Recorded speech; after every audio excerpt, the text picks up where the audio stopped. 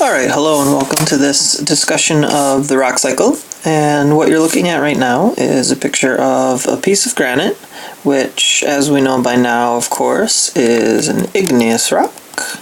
So it forms deep in the crust of the earth, melts down in the magma, and then is usually erupted in a volcano or sometimes pushed up when the plates collide. But if you have a piece of granite, what happens is it's composed of its constituent minerals, the things that make it up.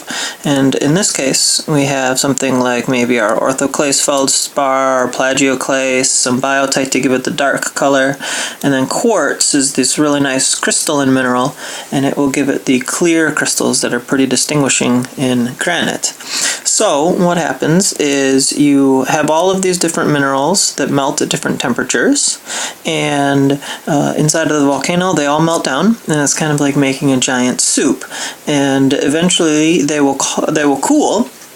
Either inside the volcano as intrusive or outside of the volcano as extrusive, and they'll cool at different temperatures, and they will tend to clump together according to what they are. So for instance, you have this nice clear quartz over here, and it will form together with other pieces of quartz and cool at certain temperatures and make these really clear sections.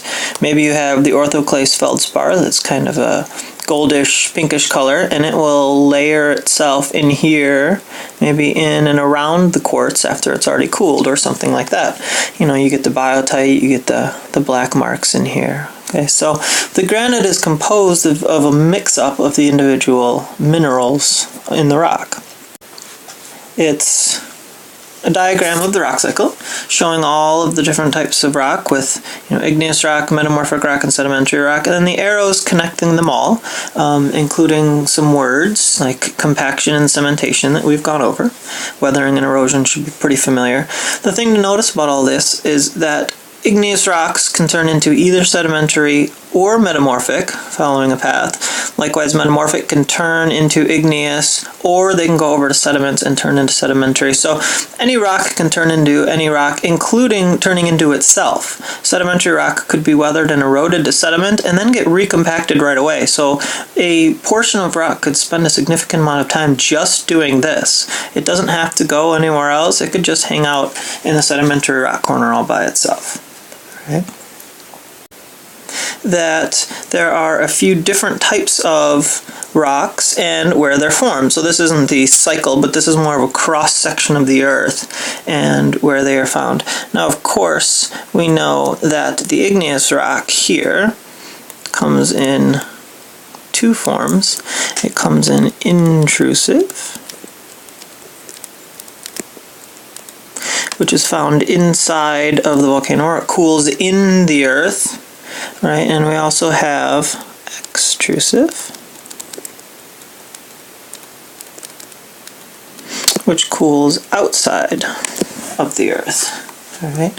So if I switch colors here, obviously if it cools inside of the volcano, it will stay hot a lot longer, so it's slow to cool, which means the crystals have a really long time to form, so you form big crystals, large crystals. And similarly, if it's extrusive outside of the volcano, the crystals do not have a very long time to form. It cools very quickly, very fast, so it'll form very small crystals. Things like obsidian, for instance, do have a crystalline structure. They're just very, very small. So obsidian. And one of our most well-known examples of the slow forming is something like a granite that they show you here. Alright, so we do have our igneous rocks, and here's our extrusive cooling, maybe in or out of the volcano, including some of the ash, and also you've got the intrusive, which will cool inside of the magma chamber down here. On this diagram, they show you that sedimentary is oftentimes the bottom of a lake, maybe a shallow sea, where the water gets eroded, where the land becomes eroded into the lake, and then it will get compacted down, and that's where you see these layers. So over time it just gets layered and layered and layered and layered, up and up and up, and that's sedimentary rock. And then it also shows you some metamorphic rock. If you apply some pressure from all of the Earth's plates on top of this rock, and you also maybe supply some heat either from a magma chamber or from the Earth below it, what you get is this tremendous amount of heat and pressure under here, and it will form rocks that have a sort of a banded appearance oftentimes. They could either be igneous, sedimentary, or metamorphic rocks. So metamorphic rocks can turn into other metamorphic rocks. A few different metamorphic rocks here.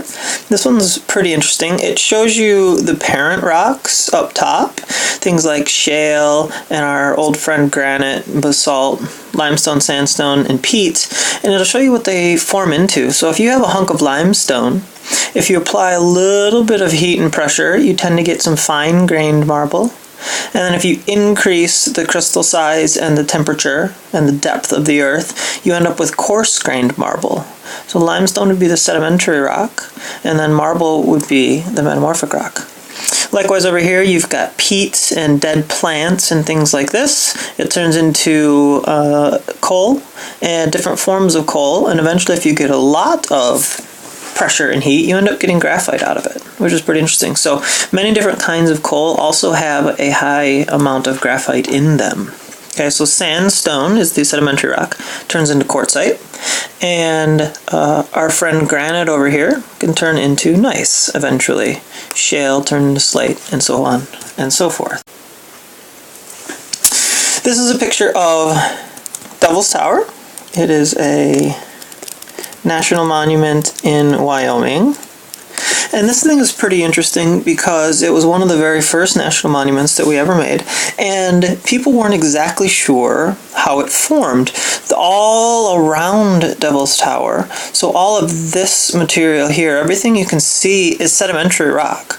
All of the base stone is sedimentary, but this giant guy is all igneous rock. So some people propose that it was originally a plug or a top of a volcano that formed, and then the rest of the volcano became eroded away, which is one option. But more recently, new research has been done, and what people think now happened is that this actually was a large upwelling of igneous rock. So all this whole thing was igneous rock that got pushed up, and so all this on top was sedimentary rock up here at one time, and all this down here on the bottom was, and still is, sedimentary rock. So you have this intrusion of igneous rock here in amongst all the sedimentary rock.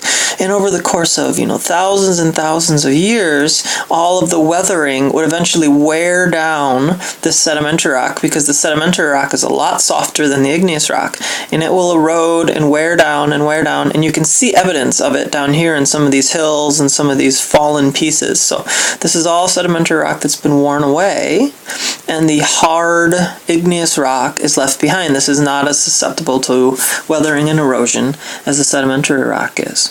So what's happening is, over time, given enough time, thousands and thousands of years, the structure will actually keep increasing in size. We think that there's a lot more igneous rock down below, and as this sedimentary rock gets worn down, Devil's Tower will show more of itself. So we think a lot more of it's buried inside of the earth. Pretty interesting geological.